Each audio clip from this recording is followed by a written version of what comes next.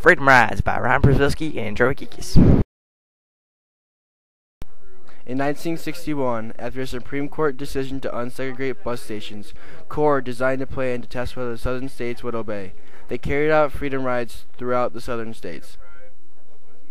The first freedom ride started in Washington, D.C. in 1961.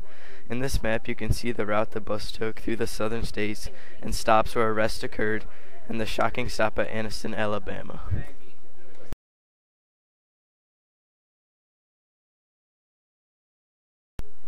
When the bus arrived in Anniston, they were met by a group of white men who brutally attacked the freedom riders, including throwing bombs on the bus.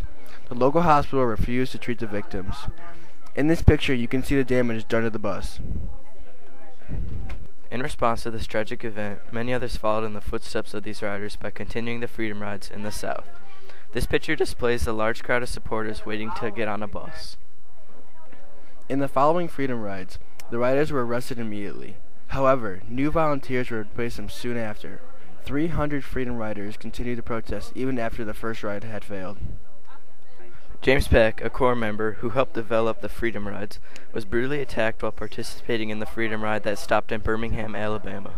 As you can see, the damage was tragic.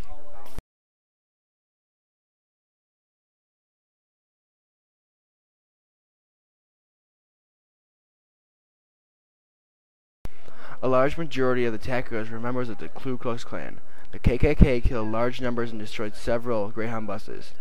The white people on the bus, or Negro lovers, were beaten to death.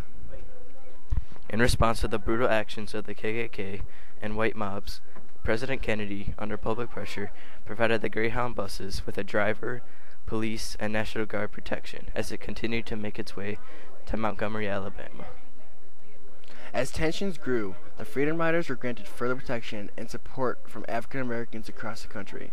The riders now felt more comfortable with the support from the government and U.S. citizens who believed the attacks were unnecessary. As a result of the freedom rides spread to train stations and airports in the South. They inspired rural Southern blacks to use civil disobedience as a strategy to gaining their civil rights. Freedom rides were a key figure to the civil rights movement.